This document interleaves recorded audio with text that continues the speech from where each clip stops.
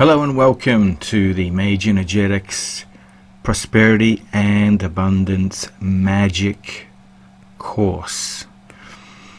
Now this is supposed to be part of a webinar, and we're going to go through the definitive steps to make things really happen for you in terms of prosperity and abundance. But I have to make a few things very clear. For a lot of people this is nothing new, but it has to be said. We are dealing with prosperity, we're dealing with not only magic, but we're dealing with the practical applications of how you can become abundant and prosperous. Now for most of you that means financially prosperous and abundant. So I'm going to give you all the secrets, all the things that have worked for me. I'm going to give you a roadmap that really works. But you have to make a promise to yourself first. And this promise is that you will not just skip through sections and just kind of give it a half-assed effort. You have to really apply yourself. And I've said this with all phases, in all phases I should say, when I've taught different magical subjects.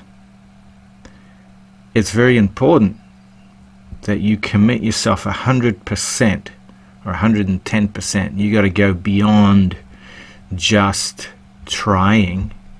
You really got to apply yourself full on. Okay? That's with all things, but it's very, very important because especially prosperity and abundance magic, you really have to pull your finger out of your you-know-what, because obviously you're here because you haven't gotten the results you wanted. Maybe you've got half results or a little bit and then. Well, one of the reasons that a lot of people fail is that they don't take the time to do the basic things, and they want to jump right in to do the heavy magic and whatever. If you don't have that foundation, if you haven't set everything up in the proper sequence that I will reveal, you're not going to succeed. But if you do them exactly as I tell you and you're committed, you will succeed. You will become prosperous and abundant. Now just exactly how quickly this will take depends on the individual. Depends on how powerful you are already. Depends how willing you are to do things that I outline. And it also just depends on the type of goal you have. The bigger it is, the longer it's going to take, naturally, with all things. The analogy that I've always used is like lifting weights, because it's the easiest one to kind of really understand. You know, if you've never been to the gym, or you've just like done a little bit of home training, nothing serious, and you want to become a bodybuilder and build all this muscle mass, it's going to take a long time, right?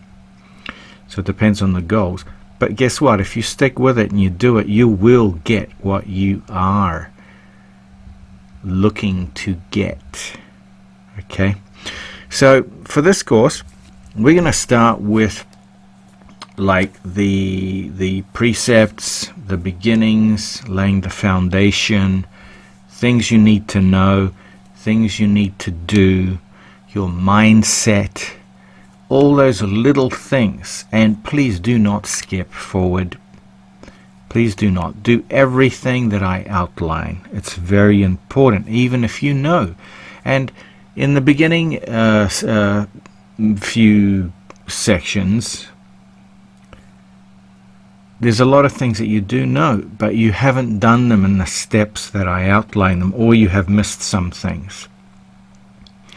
Then after that, after you've set yourself up following everything that I outline, especially in this, let's call it a module in the series, then we're going to get into the magical operations that'll propel you, that'll really propel and get the energies working for you with magic, very powerful magic. Some of this magic you've never seen before. Some of it, maybe. But some of it you haven't seen before, and it really works, and it's very unique. I don't think anybody teaches that at this moment, because nobody knows it in the West. And I'm not just saying it, it's just because, yeah, I know that's the case. I didn't know this stuff till I came here. But it works, and it works very well. Then we're going to really outline a step-by-step, maybe 1 month program for you to follow in sequence. And after that, I'll outline little things you can do to make sure that you stay on track. But like I said, how long will it take for you to manifest that dream in terms of prosperity and abundance? It really depends on the individual. Like my past students, there was one guy who was just pretty amazing anyway, as a magician and everything. And within a week, he got exactly what he wanted, and it wasn't a small amount. It was quite a lot. I myself use it, but not really so much to gain that much financially, although when I've used it, you know, I've made over $40,000 very quickly with it. I use also this form of attitude and magic, powerful magic, to gain other things that I consider add to my prosperity and abundance. Things like attracting more happiness, better friends, better people, opportunities, social occasions, things that help me really enjoy life. So that's the other aspect. But I know you're here for the money, and I'm going to teach you exactly how to do that. Okay? All right, so it is very, very important, very, very important that you set yourself a goal. Actually, two goals. One is a short-term goal, and the other one is a longer-term goal. You will focus all your attention on the short-term goal first, and have the long-term goal just back in your mind. But you're going to put all your energy in your short-term goal, whatever that may be. It could be a figure, financial figure. It could be an item, an object, some kind of, let's see, material possession that you want. Okay, but it's very important that you set it out, write it out on a piece of paper, clearly describe how this thing looks like, or if it's an amount, how much money. And you've probably, unless you've been hiding under a rock somewhere, familiarized yourself with the law of attraction, and you know things like I can't even remember because I read that book a long time. How to become rich, or how to grow rich. Napoleon Hill and Wallace Wattles' book, I think it was. I read them a long, long time ago when I was very young. I think I was 12 years old, and I was blown away because it's very motivating. So read those kinds of books. But we're going beyond that. So you know the law of attraction, but you know it's not that simple, because if it was that simple, then everybody would have already gained everything they wanted. There's a lot of things in the law of attraction that is missing little steps and little, I call them little tweaks, because it's like runs in a ladder, and you're climbing way up in the sky, and the higher you go up, the more gravity is acting upon you, pulling you down, and if there's a missing run or two, you can't go further. And so in books like The Law of Attraction, or movies like Law of Attraction, I think it was called The Secret, I saw that a long, long time ago, and I thought it was pretty well done, but there were a lot of things that were missing from it. And even in what's Napoleon's book, is it Think and Grow Rich or something like that? Think and Grow Rich, I think it's called, and Wallace Wattles' books. They're good. So if you haven't read them, read them, but follow the steps I tell you. Also, giving gratitude, feeling gratitude is very, very important, because you have to put out appreciation energy into the universe in order to allow good things to enter your life. Sorry, a bit of a dry throat here. Dusty environment, I guess. One of the first things you should do after writing down your goal is make sure that you have at least one room that is very, very tidy. Very tidy. Doesn't have to be bare. Doesn't mean you have to get rid of everything. But it has to be in good order, and there's plenty of space for you to relax and think. If it's your study room or your living room, at least one room. I know some other magicians or magical groups in the Western East tell you your whole house has to be spectacularly clean, and that's a good thing, but it's probably not practical if you have a family or if you're extremely busy. But at least one room, and make sure you ventilate your apartment or your house every day if possible, unless there's a storm or it's very dusty outside. And if it is very dusty, the quality of the air you breathe is very important, not only for your health and your mind, but for some reason the quality of the air, this is why aerating your house, letting in a good airflow is important, helps you attract opportunities and good things. So if you can get an air purifier, if you live in a very dirty place or a musky place. Now I know there are things that it's like, oh well, I'm spending money, but in the long term it will help you.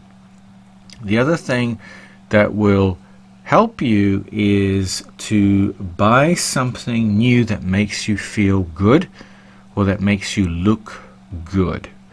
So it could be like a tracksuit, or if you have the money, if you're in business, of course, get a business suit, or get a nice set of clothes, a nice set of sneakers or shoes, or even a nice watch or something that makes you feel this is the start of something good. If you have socks with holes in them, get rid of them. Okay, get rid of them. Buy new socks, buy new underwear, make sure that's all good. Shoes with holes are no good either. So it's important because it affects your mindset, and it also affects the way people look at you, and you don't want negative energy being sent your way. Okay, get a haircut if you're looking scruffy. You know, groom your hands if you got very long nails or dirty hands or whatever. These are simple practical things, and you may think, oh, what's that got to do with prosperity and abundance? Well, believe it or not, a lot. These simple things really do affect the way that opportunities and energies kind of interact with you. And anything negative can actually offset anything good from happening or delay it. That's why in the East there is feng shui or feng shui, all these beliefs and directions and cleanliness and certain things. Of course it's a little bit overdone, but the basics work very, very well. Keep your house clean, free of dust if possible, tidy as you can. Doesn't have to be spotless, doesn't have to be every room, but if it's your study room or where you sleep or your dining room, at least have it looking spectacularly clean and tidy, clutter free if possible. It actually helps you think better as well. So you've done that, the basic, very, very basic of basics. The next thing you need to do is really change your mindset in terms of believing that you can get what you want to get, and reaffirming to yourself. Now there's a right way and wrong way. The wrong way is by meekly stating, well, if I had this it would be good, I hope I can get this much money, or I hope I can get this job, but it's gonna be difficult, but I'm gonna try, but I don't know, I just want one day, I hope. those kinds of words won't help you. You have to state what you want. You have to state that you will get it, and then in your mind start seeing it, start living it. So if it's an object, let's say a motorcycle, see yourself riding that particular model, see yourself enjoying it, see yourself having it now in the moment.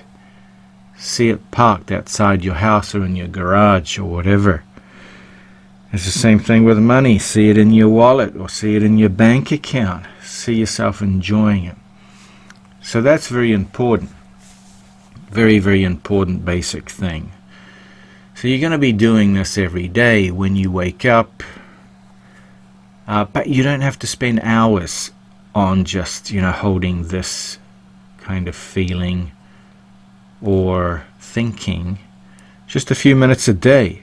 Just a few minutes a day before or after you get up, before you go to bed, and keep at it. Keep at it. And then for the rest of the day you can forget about it, of course. You don't have to go overboard. Maybe some people say you got to think about it all the time. No, you don't. So you've got that down pat. Then excuse me, in order to get it, to get that prosperity and abundance, you've clearly formulated what it is you want, whether it's a financial amount in terms of dollars or cash or whatever, or whether it's an object or something you desire. Okay, and you're going to write on a piece of paper all the things you are willing to do. It doesn't mean you have to actually do them, but you're going to write them down. Maybe there's some obstacles that'll come up there, and it'll give you some food for thought. Are you willing to do it? You have to have a look at least 30 or 32 of these things. I'm going to give you an example in a minute.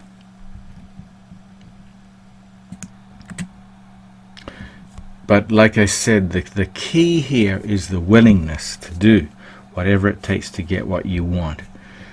So the principle is, in order to get what you want, you have to be willing to do whatever it takes to get it. This is the essence of the principle, okay? It's the key, the willingness to do whatever it takes. If you want to break down what is willingness, well, willingness is actually a frame of mind which is open to every possible demand, without judgment, reservation, or refusal. That's what willingness is. Just like with your frame of mind relating to happiness, you don't have to do anything to achieve willingness. Just, it's a frame of mind. And happiness is a frame of mind. With a flick of a switch in your mind, you can feel happy or unhappy. The choice is yours, though, to feel happy or unhappy. You just have to be willing, okay? That's very, very important. There's no process involved, okay? You just get it by having it. Now, willingness is an open frame of mind, so because of this, it has a very, very tremendous power. It's almost a magical power. Well, actually, it is a magical power. Now, because you're a magician, you're open to it. But if we talk to the non-magical people out there, they're often skeptical about all this kind of stuff. But, you know, they may be performing magic without even realizing it, to be honest. But this is very magical, mystical, and metaphysical. So, where does it start with you? Once again, to get what you want, you have to recognize something, which could be difficult for you to do in the beginning. Maybe it's even painful. You have to recognize that you are responsible for every situation and all conditions that you find yourself now in your life.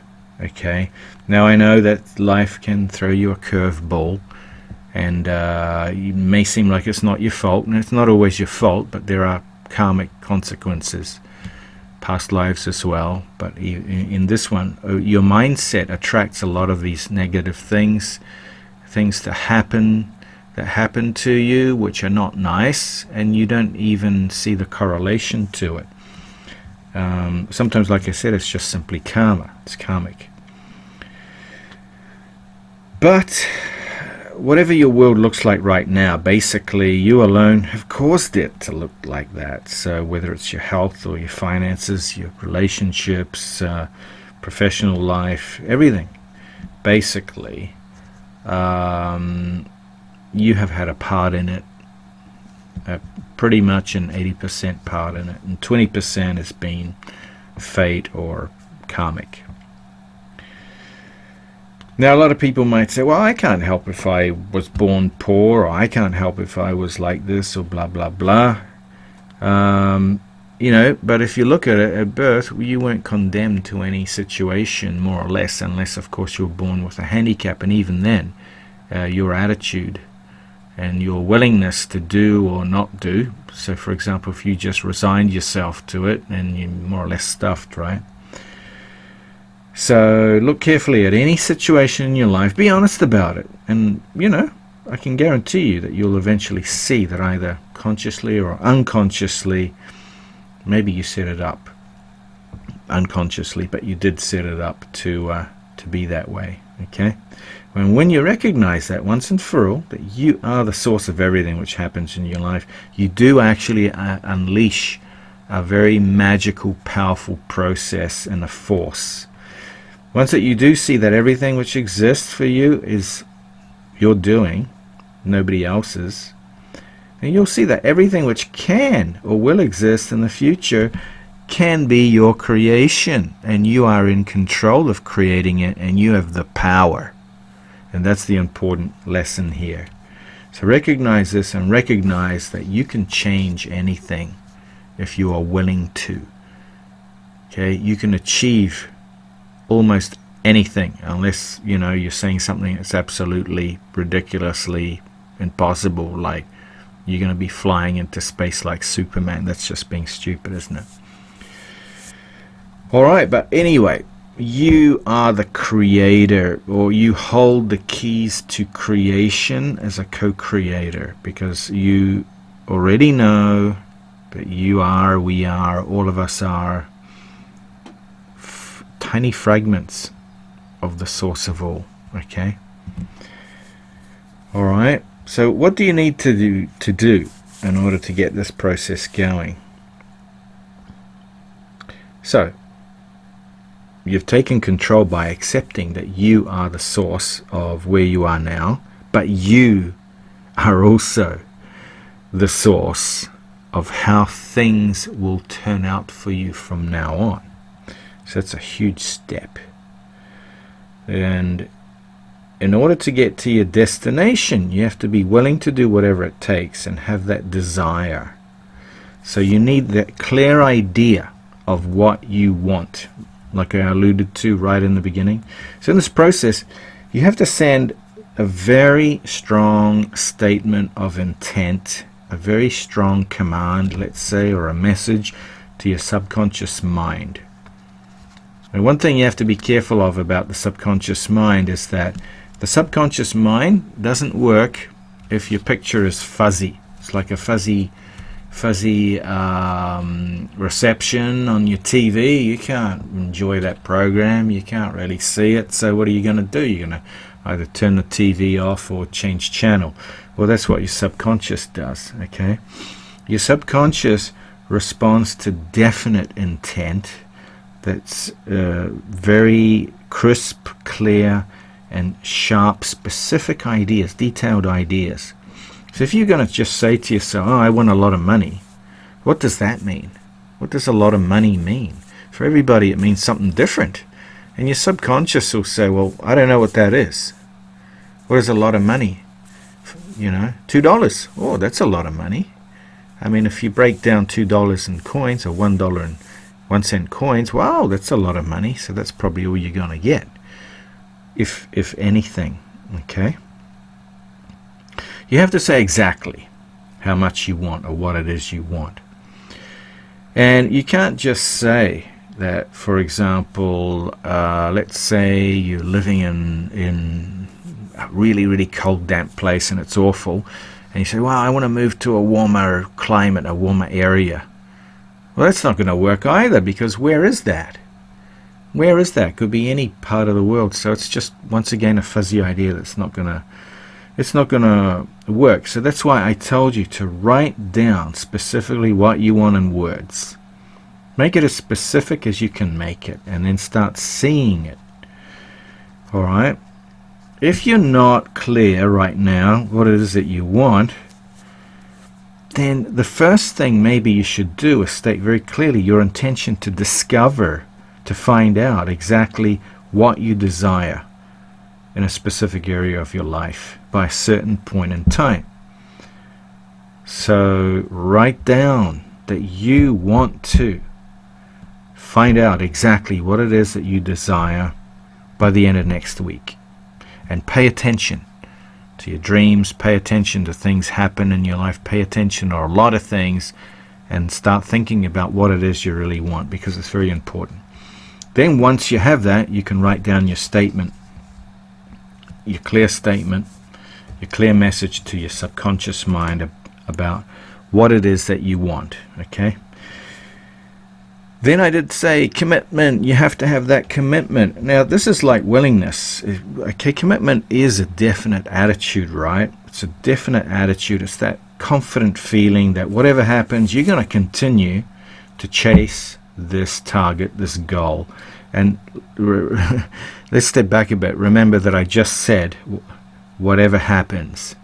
Because as you know, we all know, life throws you curveballs when you're on the right track, on the right way to getting something really good or positive. Life will try and hold you back. Now, this is just the archontic law, the archontic process, trying to keep you closed in, try to keep you where you are now, enslaved. Okay, so when things start getting a little bit messy, you have to be willing. You have to be willing to continue, pursue. Never give up attitude. Just find a better way to go around it and continue. Okay, so this isn't an obligation, but it's a really deeply held firm belief that what you want is so important for you and desirable, vital, let's say, that in the long run, in the very end, it's going to be worth doing whatever you must do to get it. Okay? That's what commitment is. Now, what I didn't say, and what you don't need, given that I've stated a few things that you really do need to do, but it's really only two parts to it, the willingness and the commitment. What you don't need is almost endless. Okay, you don't need a lot of money right now, or time or luck, to get what you want. You don't need a great deal of intelligence, education, or talent to get what you want right now, unless, of course, you're truly lacking and you want something that needs these things. Then you should probably focus your intent on how to get them. But you really don't need so much of that. While it would be good to gain help and cooperation for others, you don't need it. You don't need it. It would be good to have it, but you don't need it. And while it would be great to have many things that you may think you need before you get started, you don't. You just need that willingness and that commitment. Okay? There's a powerful principle and reason of why you don't need to make also really big plans. And the reason is that when you have a clear objective, a simple, clear objective statement and roadmap and commitment, you're going to be naturally drawn to doing every other thing which will move you toward that goal, that target. But if you overly plan, we're talking about the plan, we're not talking about what you want. The plan to get it, if you start planning things, you're going to probably be spending too much energy on the planning phase, and then it's so complicated that executing it and also getting your subconscious to work and then backing it with magic, you're just not going to have the time, you're not going to be able to remember, you're going to be distracted, and that's probably why you've dropped it and you haven't gotten what you wanted to in the past. All you have to do is fix the objective clearly in your mind and be committed to achieving it. The process, the how-to, will take care of itself if you keep these things going, active, and follow it. Okay? The process is going to come out of your intentions to achieve that goal, that target. You'll end up knowing naturally what to do and how when the time comes. Alright? Okay, so I hope that does help to begin with. Now, how does this simple thought process work? Because it's actually not just a thought process, but your mind and your focus is very important with magic. So once you get your mind working properly, because your mind is a magical component, because we are part of the source of all, so we're actually more powerful than we think, although we've been encapsulated and hindered by the physical body and the archontic kind of rules that we're trying to escape from. It's really actually a pretty basic principle which ties to a very powerful magical process. So in order to accomplish anything, once again, you've got to be willing to do whatever it takes to accomplish it. Okay, so this is the secret. Okay, this is actually the main moving process that then we're going to stack magic onto. Okay, it works. It really does work. It's worked for me. It's worked for all my students. It does work for you, even if you haven't noticed it. You've probably done this very thing at least once in your lifetime. You probably weren't aware of it, but it works. And how does it work? What mechanism does this make? Does this make the principle work? Okay, the mechanism behind this principle actually brings 4 processes, 4 steps, 4 elements, you could say, into play. So the concept is the first one. The second is a law. The third is a phenomenon. And the fourth is a power. Okay? So even in The Secret, thoughts are things. You heard of that. Napoleon Hill going way back. This is old. This is old. And all this knowledge comes from ancient magicians going way back to Egypt and Europe and Asia and pre-human history, to be honest, because it's tied with the principles and the laws from the creator of all. So if we put it another way, we believe that if we can't see, touch, measure something objectively, or perceive something objectively, then it must not really exist. But we know as magicians this isn't true. Okay? We know this isn't true. We know that it's quite possible. Okay? So you do know that our own thoughts fall into the non-physical category, right? Because your thoughts are not physical. So this is one advantage we have as magicians. And you have to always Bear that in mind. You have that advantage because you know that, you don't have to touch something or see something to understand that it really exists. The magical power is not something you can physically touch most of the time. So our thoughts fall into the non-physical category. We can't see our thoughts naturally, touch them, right, or perceive them objectively. But we do know that our thoughts exist because, of course, we think them. You think them. I think them. And the knowledge of our thoughts is itself our thought. And so in our view, it's unphysical, it's unreal. For the most part, then, we deny the objective reality of our thoughts. But it's really important, okay? When you think something, when you form any thought in your mind, it takes on an existence of its own. All right, so when, like, once again, you've read the book or you've seen the video. I saw that way back. When was it released? I can't even remember. It's quite a long time ago. And then before that, Napoleon Hill's book. And before that, I think, was Wallace Wattles' book I read. And there are others. And, these principles, it's all in there. It's all in there.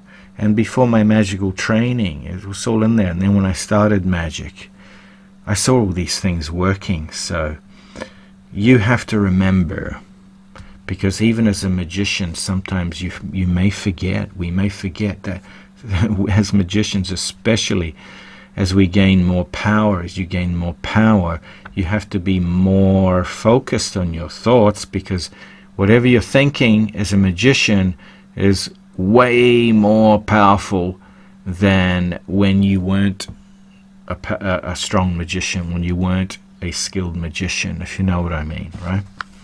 So that's what you got to be careful of. So if you think negative, you're going to halt the whole process.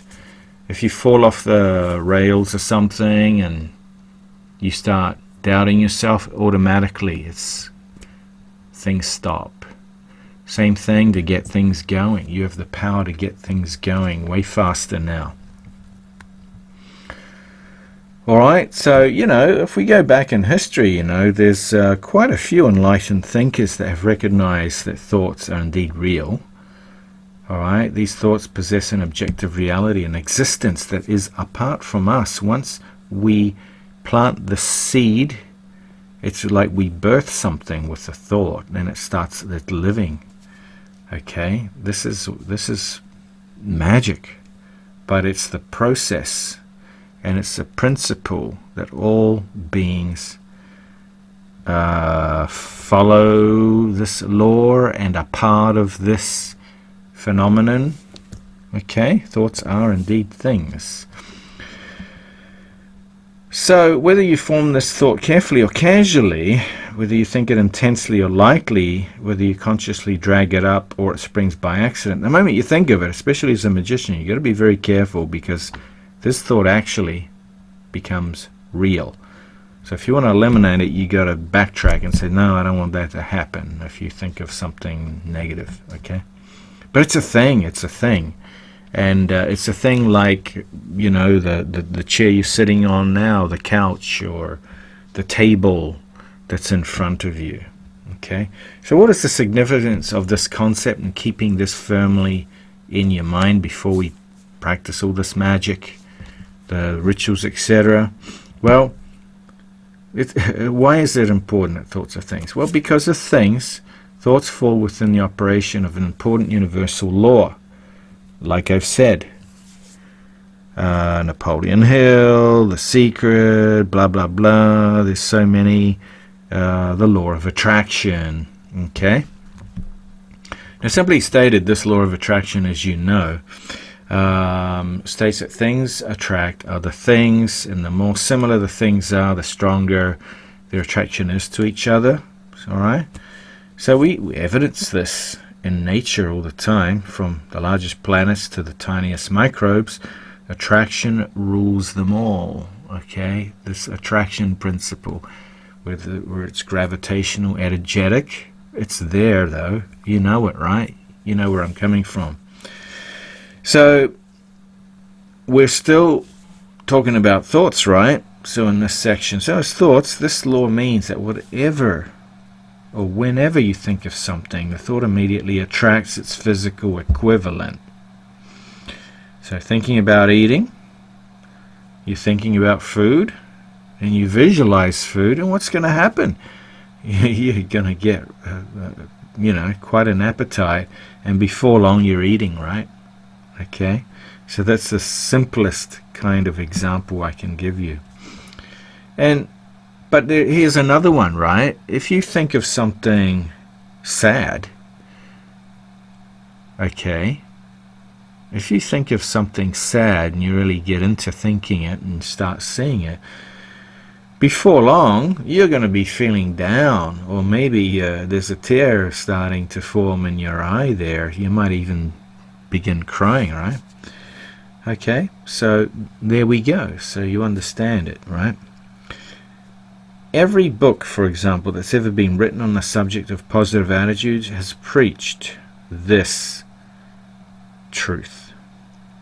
To win, you have to think about winning. To succeed, you have to think success. What you think about comes about. So if you doubt, then you're going to fail. If you feel, this is like in magic, you think and then you feel. So if you feel it, it's going to happen. You're going to start the process moving forward. But if you feel you can't do it, it's not working or whatever, you're going to halt the whole process, or worse.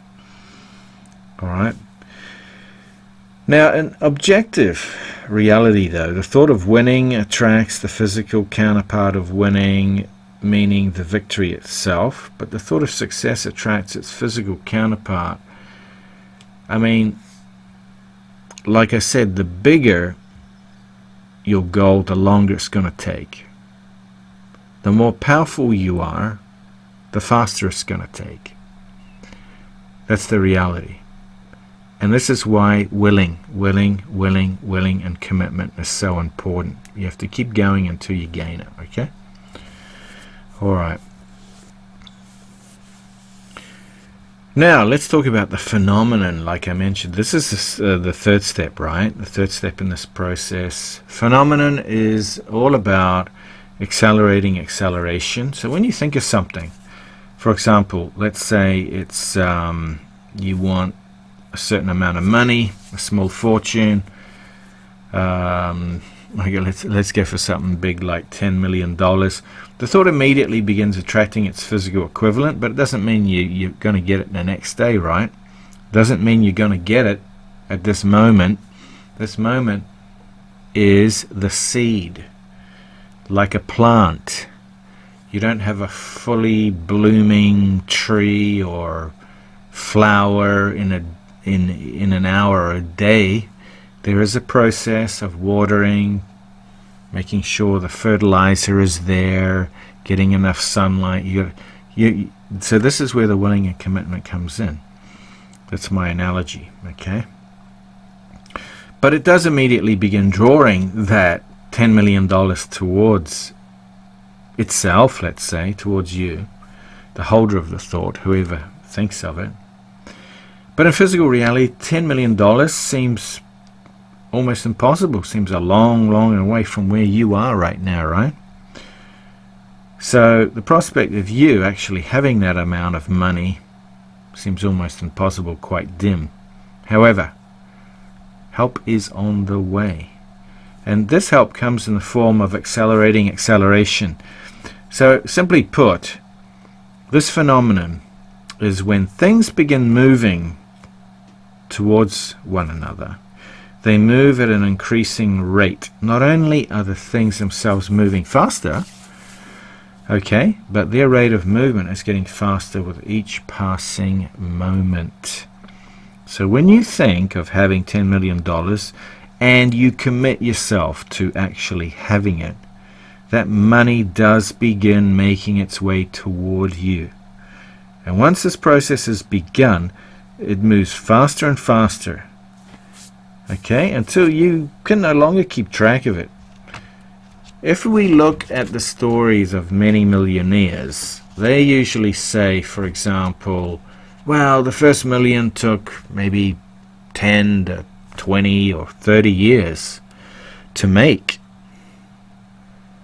But it only took several years to make the second million, and then the third million took a few months, and then the fourth million took a couple of weeks. So that's the process of accelerating acceleration. So the first step in getting where you want to go, or to achieving your first small goal, is the hardest step. But once this has happened, then it's like rolling a ball down a hill. Okay, and initially that hill, the steepness, it's not very steep. It's a bit like vertical and sloping slightly, and then the further along you go, the steeper it gets, and then that ball starts spinning faster and faster and faster, as long as you keep that commitment, that willingness to attain what it is you want. Okay, because the phenomenon of acceleration is a magical principle.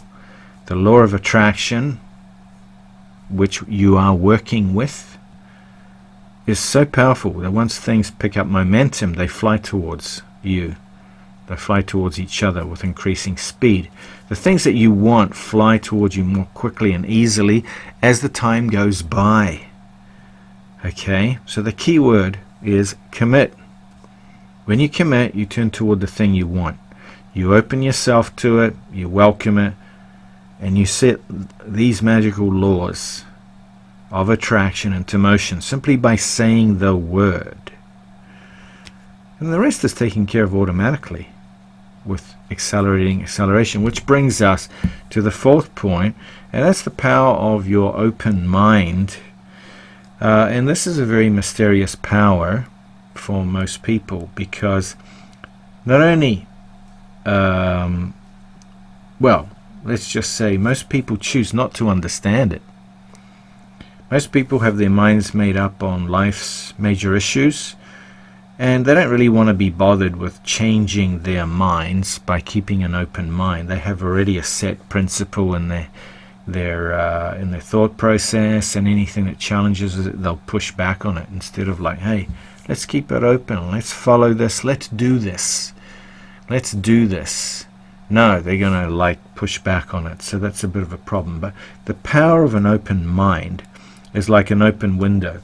It's going to let all this fresh air in.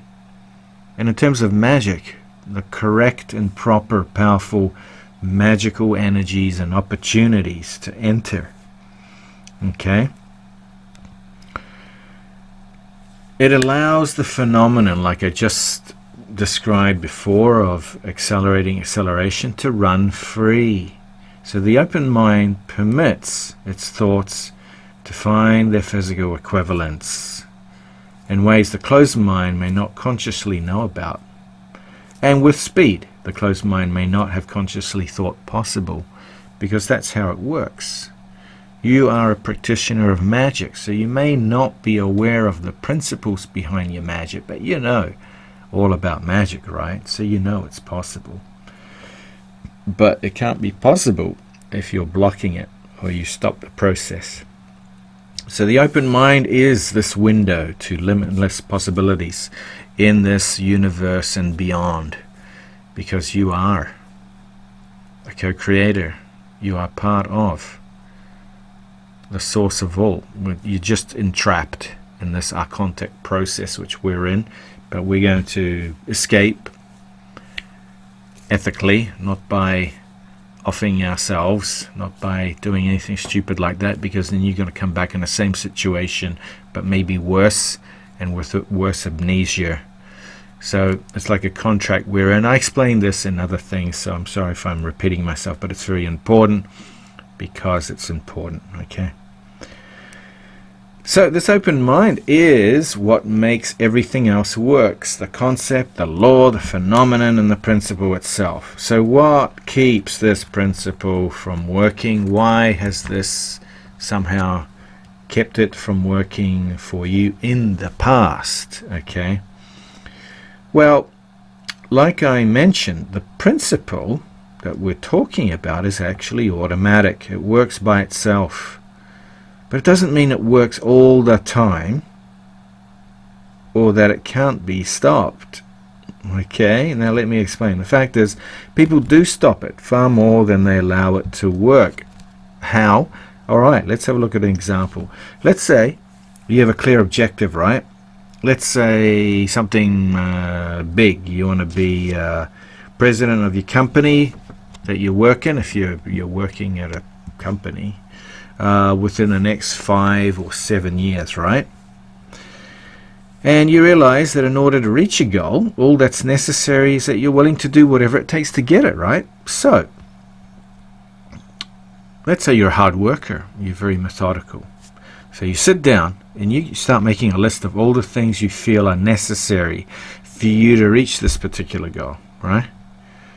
Now remember, you don't need to make lists, although they can help. Actually, I want you to make a list.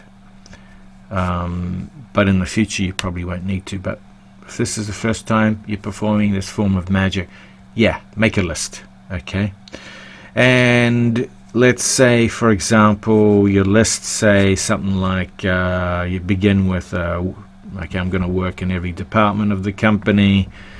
I'm willing to do that, and in order to gain management skills, if you don't have that, you're going to do a managerial course, maybe night school, night class, or night university, or you're going to get a degree. Number 3, you're going to work 12 to 14 hours a day, 6 or 7 days a week for the next 10 months. And you continue, blah, blah, blah, blah. And then you come to number, like I said, how many did I say to write down?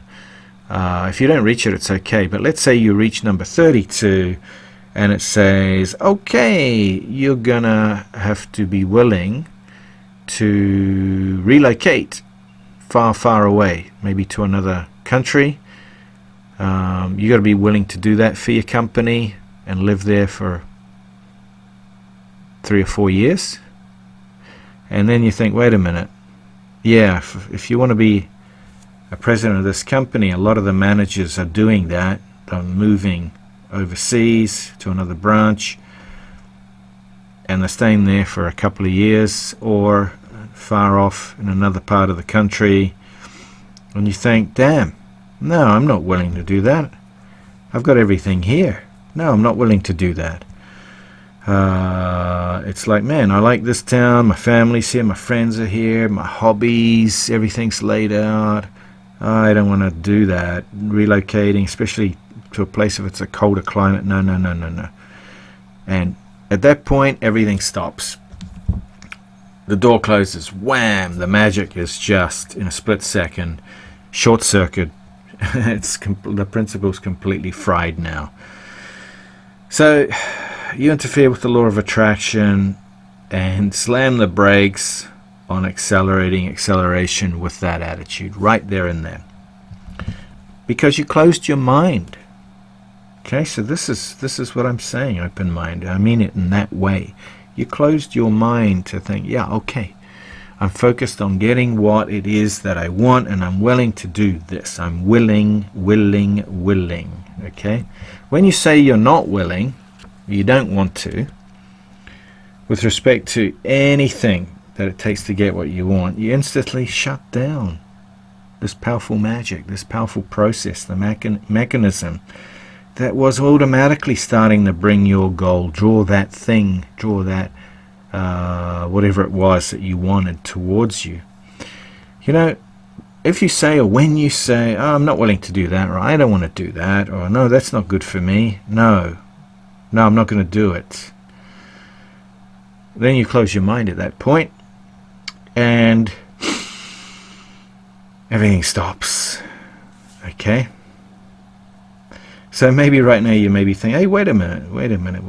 Let's begin. Let's start making this list. And maybe number 32, this thing I may not actually ever have to do. It may never come up. I won't have to move.